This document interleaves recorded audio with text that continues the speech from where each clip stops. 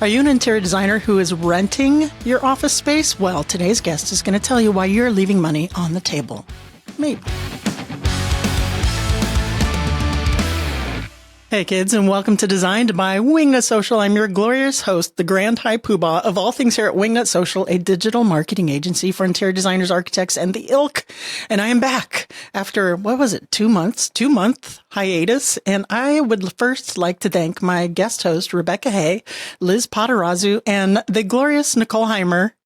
You're all glorious, for holding down the fort and really doing an incredible job. I was like, man, I need to get back there. They're not going to miss me one little bit. So here we are, folks. And today's guest, we're talking about something that we've never talked about before on the show. And it's about commercial real estate and owning your space as a business owner, interior designer, some ideas to throw around there. If you're wasting money, so you might not be wasting money. It might be working out for you. And maybe that is the smart choice. You're going to find out more. But today's guest, Paul Neal, is going to help walk us through some very enlightening thoughts on why purchasing that office, that commercial space, might be a really good long-term play for you and your business. But of course, before I get into my conversation with Paul Neal, I got to tell you about him. Paul Neal is the founder and CEO of Vantage Point Commercial Capital. He has spent over 30 years guiding entrepreneurs and businesses toward financial success. A passionate advocate for sustainable growth, Paul's work embodies his belief that thriving businesses are the heart of strong communities. He is not wrong. When he's not helping others realize their dreams, Paul is a devoted family man, running enthusiast, and lover of outdoor adventures, underpinning his commitment to balance and vitality in all aspects of life. Wingnuts, help me in welcoming Paul Neal to the show. Hey there, Paul Neal. Welcome to the show. How the hell are you? Hey, Darla. I'm doing great. How about yourself? I'm doing really well. I'm happy to be back after a little bit of an absence of a vacation. And we were talking in the green room that this is a topic that we have not covered before. We have done shows on having standalone retail spaces and actual shops and places where people can go and put their boots on the ground and see what you do. But today we're talking about renting versus owning that whole situation. Maybe you do have a retail store or a shop and you're paying rent every month. And you're going to tell us why that might not be the best idea. So before we do dig into that, just tell us a little bit about what makes you an expert on this subject. And I have some questions for you. Yeah, absolutely.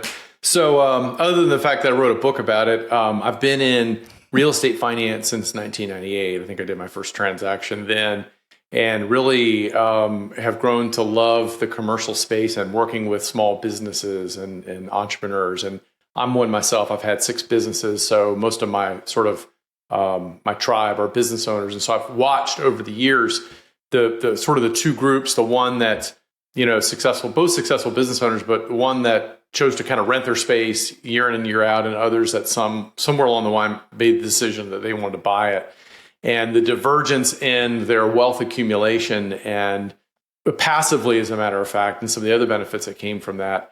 It was always fascinating to me. And it's an area that I had also discovered was quite mystical, for lack of a better term. A lot of people don't understand commercial finance and the opportunities that are there. Their heads down, building their business, working on systems, growing their business, that sort of thing. And they may have, owned several homes, most business owners do.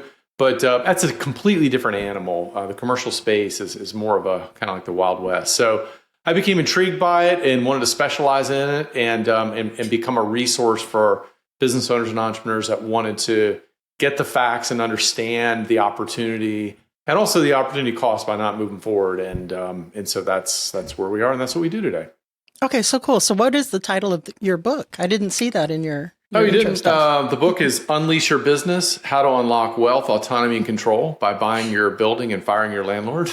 Awesome. And of course, you have a copy right there for if you're watching us on Designed by Wingnut Social on our YouTube channel. Well, you always have to have, for interior designers, you have to have like visuals, right? And very colorful visuals. 100%. Okay, Yeah. so you said something there that sparked my interest in, well, you said a few things, but the main one that stood out for me was that the commercial part of buying the building or real estate is different than anything that we might experience in owning our own homes.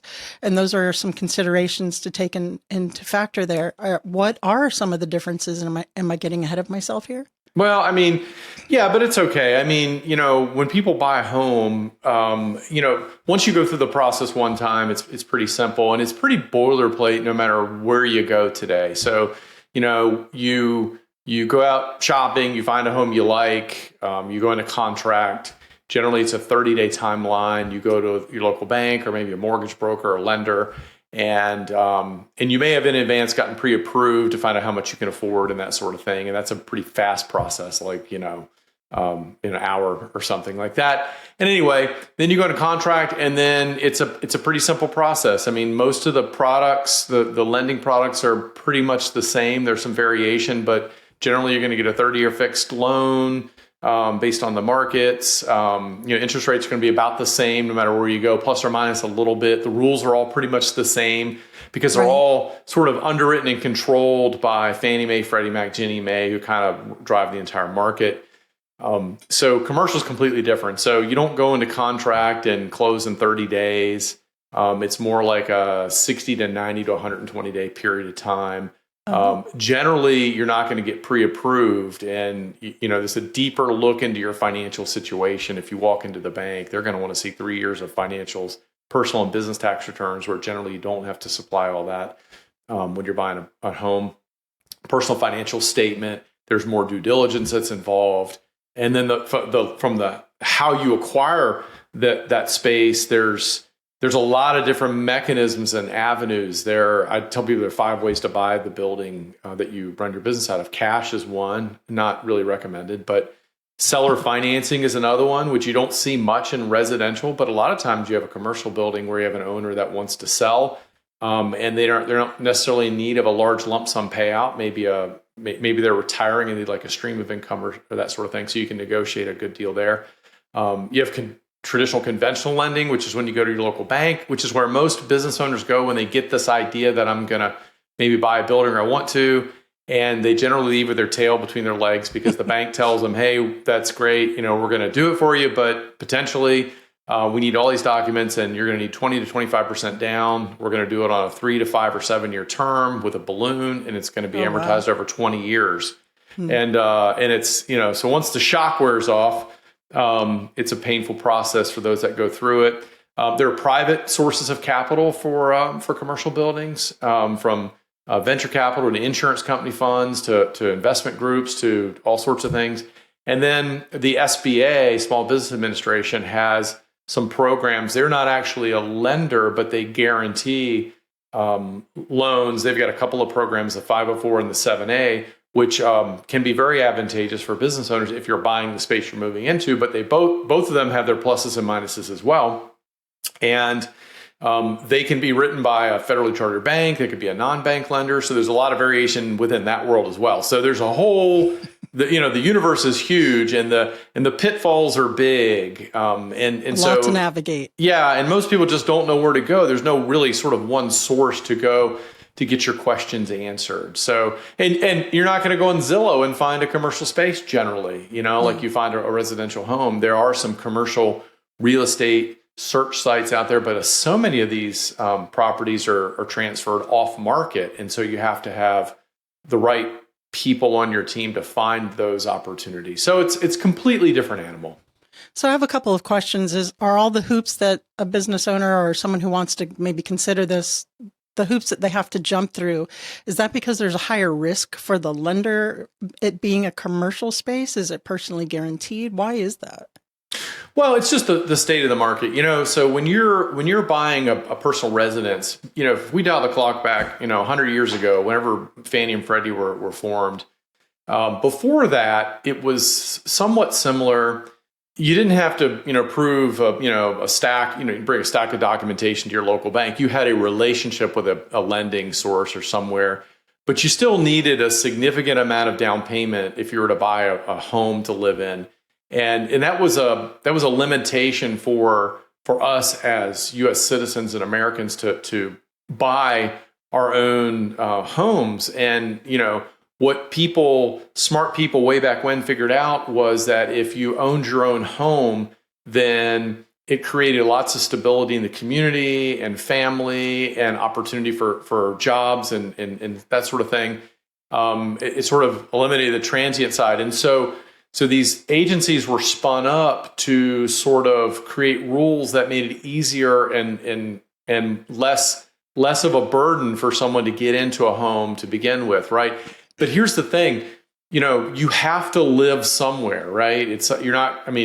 We all have to live somewhere. So your business is different. And so when you get into commercial space, you have two different types of businesses. You have a commercial space that's purely an investment play where you're not running your business out of it. You just own it and other people are running their businesses out of it. It could be an apartment building where you have tenants. It could be a strip center where you have other retail stores or whatever. But basically, you just own this asset that other people are using and they're paying you rent on. It's a pure investment. So that's a very risky place to be for a lender because you really don't have any personal skin in the game. And so what they want to see is cash.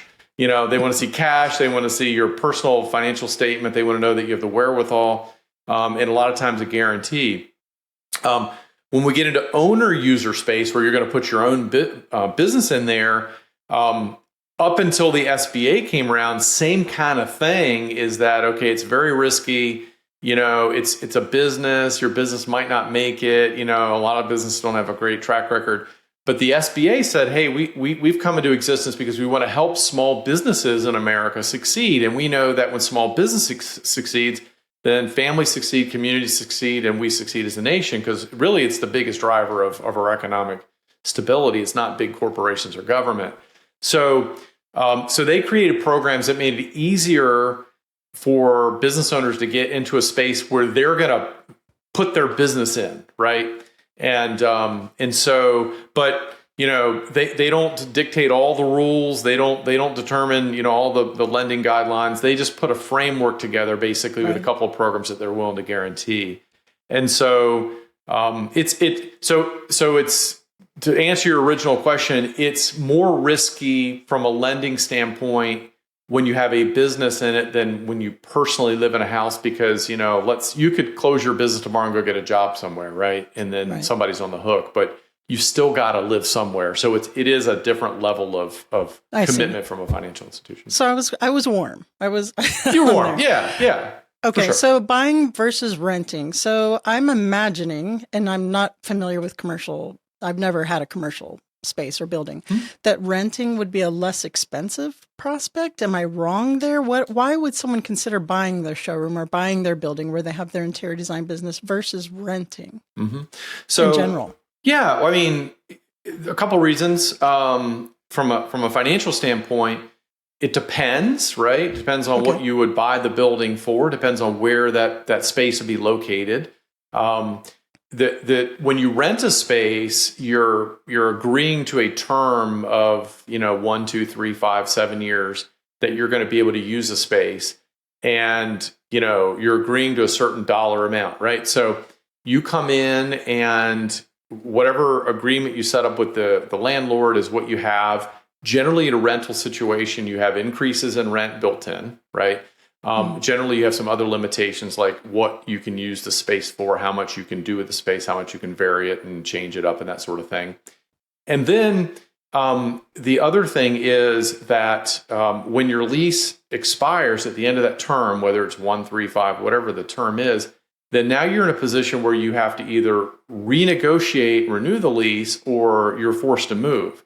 And in that scenario, so from a financial standpoint, if you've been in a growing area, there's a high probability that your landlord will say, well, we need to adjust the rent rate of your current space because you kind of got a sweetheart deal when you first moved in, but now not so much. So at some point along the way, your rent will equal sort of the market, right? And maybe exceed the market. You also could face a situation where the landlord says, well, I'd rather use this building for something else. I don't want you in here anymore. I choose not to renew the lease. And that's certainly their right. They can do it. That was your agreement. There's no long-term relationship. So when you buy a space, It could be less expensive. It could be more expensive, again, based upon where it is, your financing terms, how much money you put into it. And here's a take that a lot of business owners, an angle that they take. So if you plan on being in business in an area for a long period of time, buying doesn't make sense if you're a short-term play, right? If you're going to be in business for 2 or 3 years and then you're moving on or whatever, Okay. it doesn't make sense. So you've got to be kind of a long-term glide path. So what a lot of business owners will do is, Darla, they'll get a space larger than they need, and they'll get a larger payment for sure than rent, but then they'll lease out part of that space to a tenant. So they become an owner, user, and a landlord at the same time. And a lot of times the rent from that space can defer the mortgage payment, and they can be in a position where that might even be less than they're paying in rent now. Mm-hmm. And the good news is they can lock that rate into that payment in, even though as time goes on versus the rent where that goes up. Classic example, we recently closed on a new warehouse construction project for a builder, high-end custom builder, the kind of people that you guys will work with as a designer. Sure. And so he's building 12,000 feet. His business is growing. He's got a long-term growth ahead of him, but he doesn't need 12,000 square feet now. He's just planning for the future. So he's going to take 8,000 feet. His mortgage payment is going to be pretty much about 2 to 2.5 times what he's paying in rent. However, he's got 4,000 feet in the building that he's subdivided out in 2,000 square foot spaces that he's already leased before he started construction because it's in high demand area. And the rent that they're going to pay is going to pay almost the entire mortgage on the building. So he's going to have a lower net payment than he has with rent. Plus he's got control. Plus they're paying down his debt. And he's getting equity in the property just on the mortgage reduction, not counting the, whatever appreciation he gets in the building and the tax advantages and that sort of thing.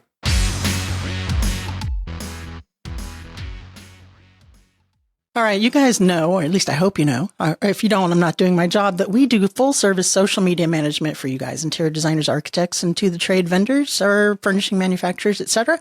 But we are excited to announce our very new hybrid plan with Wingnut Social. It's kind of a half done for you, half you do it yourself sweet spot. If you're a beginning designer or a firm who's just really kind of getting started in social media marketing, but don't quite have the marketing budget to delegate it to a marketing firm, because that's a pretty decent size investment, right? This is our hybrid solution, and it's perfect for busy designers who the power of consistent professional content on Instagram. You've heard guest after guest and client after client say how they're getting leads from Instagram, right? But you have that overwhelm. You have no idea what to post, when to post, what the hashtags and captions should look like for a value proposition, a mix in order to reach your ideal client. Well, ta-da! Introducing the hybrid plan with Wingnut Social. You get a monthly content calendar where we create the content for you and you post at your leisure on your own time with our guidance. We're doing the posts, we're doing feed posts, we're editing reels for you. You get 8 feed posts, 2 reels. We're writing the captions for you. We are researching the hashtags for you that drive engagement with guidance, best practices, and quarterly strategy sessions to make sure that your strategy and everything is in alignment with your business goals. So if you want to find out some more information on our amazing hybrid plan, it's been very popular so far. Head on over to wingnutsocial.com and hit up that Let's Chat button, and let's see how we can work together. Again, that's wingnutsocial.com. That's so smart. And we have covered on the show before, I've seen a lot of interior designers on the Facebook groups and such who are doing like a combined space, like a WeWork space. Like you'll have a kitchen designer in one space, a decorator, maybe an architect, and they're all sharing that same office in order to make the rent less. Yeah. So that's really smart. That's a really good idea. If anyone's out there that's large enough and solvent enough, right, and is going to be in that area for a while, that's a good way to defray that cost. But I have to ask you the most obvious question right now: interest rates. Right. And we all know that interest rates for real estate are sky high with inflation, and the housing market has kind of taken a hit, residential for sure. So how big of a consideration is that? Should we wait for a while, or are we leaving money on the table if we don't act? Well, I think it's a great question. I think interest rates obviously go up and they go down. And, sure. So where we are now in, middle of 2024, rates have pretty much hit the peak and they've started to kind of gently come back down. Most of the prognosticators will tell you, and we could get really technical, but, the glide path over the next year or two is in our favor. Again, no guarantees, Sure. Who knows, but here's the thing. So it's more of the opportunity cost than the opportunity. So, most of the time when it comes to buying a space or buying the space you're in, you have a limited window, right? So, because you have a lease for a certain number of time, maybe 3 years, 5 years. And so when your lease is coming due in the next 6 to 12 months, you have this window, this golden opportunity to make a decision. And if you miss that window, then now you have to wait another 3 years, 5 years or whatnot, unless you were to sign some kind of a, year to year or month to month lease. And so while interest rates go up and down, 3 years from now, they might be a lot more favorable than they are today. Who knows? I mean, they were 3 years ago, although that was quite an anomaly. We're going to come back to some norm, and probably in the 6% range. So the thing is that you need to consider is, can your business afford it today? And if your business can afford it today and you're in an area that's growing and you expect the area to continue to grow and you're in a business that you expect to have a decent glide path in the future, then there is a huge opportunity cost of waiting, because the cost of building, the cost of buying will go up over time. But interest rates, you can always refinance. So if you get into an interest rate that's, 7% today or close to 7%, and, a year or two, they're down to, 6% or maybe in the high 5s, and you can refinance that. But the good news is you've locked in the price of the building. And in the course of that period of time, with each payment you make on the building or each payment your tenants help you make, you're paying down some principal balance. And so you're making headway. So, there obviously can be extreme examples. If you're in an area that's like people are leaving, as a mass exodus, that sort of thing, I would say probably not. You don't want to buy a building there, right? Regardless of what the interest rates are, that'd be a poor investment. Some common sense applies, for yeah. sure. So exactly. And the interesting though is that there are a lot of questions like this to weigh, when it comes to buying a building, because it's a major commitment, right? If you're going to buy a $500,000 or $1 million or a $2 million building, then, if you have a strong business, you can get in with zero down payment, but generally we see 5 to 10% is kind of the target that most people end up with. So either way, you're going to have to invest some money in it. There's going to be some transition. You have to, move your business and so forth. Although it does present great opportunities. You can build out your space exactly the way you want it. You can build out your workflow, your showroom. So important for designers, let me tell you. Oh my gosh, yeah, because you're showing off your and we're control freaks. Yeah, exactly. Yeah. But you have this window of opportunity, right? If you're in an area that is, an area that you deem or the market deems, but it takes time to analyze all these things. It takes time to analyze the different loan programs. What's the cash flow? What's the impact on the business? Could we maybe strategically align with some other people and bring them in like you're talking about in a WeWork situation? And so these are questions that most people don't slow down enough to take the time to answer, or they get to the point where the lease renewal is 30 days away and it's like, well, it's too late to do anything. I'll just sign the thing and move on. And that's great if it works out, but you have potentially left a lot of money and wealth on the table. But for example, Kathy is a friend of mine. She's a OBGYN. She bought her building about 15 years ago. It was 14 years ago, I think. Anyway, paid off the building here in the last several years, was recently approached to be bought out, essentially her practice. And so she sold her business, her medical practice, but stayed on as a physician and is still working there kind of on her terms. So she got a great payout for her business, but then, oh, by the way, the new company is now paying her rent on the building because all of her employees are there, all of her patients are there. They don't want to change anything. And so she's got a beautiful, 5-figure monthly, revenue stream coming in that had she rented for the last 14 years, she'd have zero. So, and then opportunities with the building, she could eventually sell the building. She could pass it to her kids as a paid off asset. Just a lot of things that you don't get to do when you rent. When you own a building as a commercial, let's say for Wingnut Social, we had a place, we had a building. Do I own it as the owner of Wingnut Social, or is that in the LLC? Do we have a trust for that? How do we work that out? What's the best way? I mean, you can the structure shortest possible answer. Yeah, you can structure it different ways, but essentially Okay. you're going to want to set up a separate entity like an LLC just to own the building, and then your business will then lease from the building. So you basically rent from yourself. So does that protect you? And what are the tax benefits of doing this versus renting? Yeah, well, you definitely get some liability protection. You've separated the two assets. You have created a situation where now you can depreciate the building, and you're able to take some of the income. You're paying yourself rent, so you're deferring the income on the building with depreciation.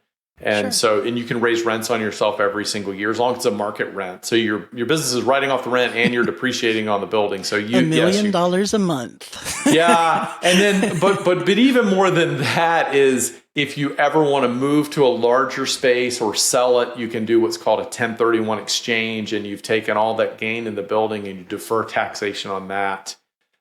Or you can take the gain in the building and maybe you want to buy a competitor or maybe retool your facility or whatever. You can borrow money against that equity in your building without a taxable event. So, so there's a lot of advantages there. I'm not a CPA, so you got to consult your CPA. For sure.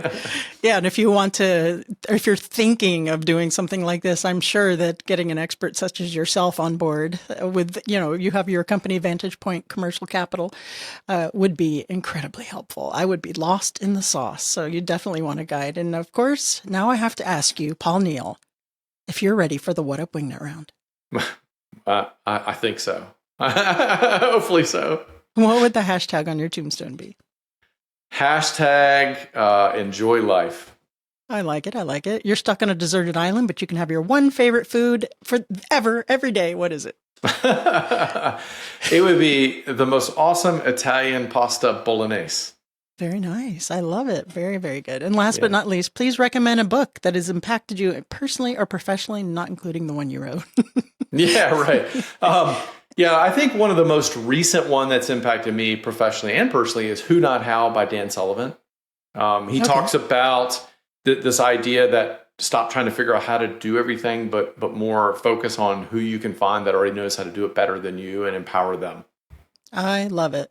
Paul Neal, please tell the audience where they can go to find out more about you and Vantage Point Commercial Capital, and we will call it a day. Yeah, absolutely. Easiest way to get up with me is to go to ownyourbuildingnow.com. That's ownyourbuildingnow.com. You can get a free copy of the book. You just pay for shipping. We'll print it and ship it out to you. It's a paper book.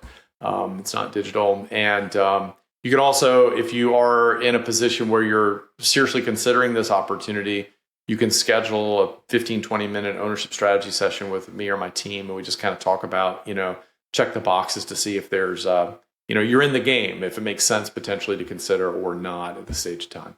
Paul Neal, thank you so much for joining us. This has been incredibly informational. Yeah, Darla, absolutely. I enjoyed it. Thanks for having me on. Well, there you go, kids. I hope Paul gave you some food for thought there. And if you are in a position to where that might make sense for you financially, he made a lot of really good arguments for moving forward with actually purchasing the space. And he is right. The low interest rates that we had after COVID, we are not going to see that again. And don't get me wrong, but I kind of really hope we don't see that again, because those were emergency moves because we were in a global pandemic. And I would prefer having a healthy society with some interest rates than I would going through that again. And I'm sure you all can agree. So I can think of a few Wingnut clients actually right now, Wingnut Social clients who are at the point and have been at the point for some time to where they are in a position to purchase their own space. So if you're listening, you know who you are. All right, guys, make sure to go say hi to Paul, check him out, see if you're a good candidate for this at Vantage Point Commercial Capital. And that is ownyourownbuildingnow.com. Pretty easy to remember. And thank you for tuning in. Remember that we are a marketing agency for you guys, interior designers, architects, and to the trade vendors. And our number one most requested service, and by far probably 85% of our clients is the done for you social media management. So if you're overwhelmed with that and you want someone to take that over and actually grow your business, your reach and awareness to get to the point where people are taking notice of your work and picking up that phone and hiring you, throwing money at you, head on over to wingnutsocial.com and hit that let's chat and let's see how we can work together. All right, guys, that's it for this week. Thank you so much. Remember to get out there, get uncomfortable, and be great.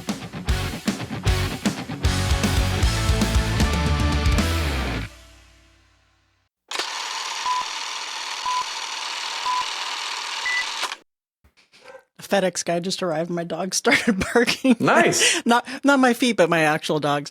Are you an interior designer who rents your office or rents your storefront or has dairy before your podcast? Hey kids, and welcome to Designed by Wingnut Social. I am your glorious host, the magnificent Wingnut, Grand High Poobah of all things. I just bit my tongue.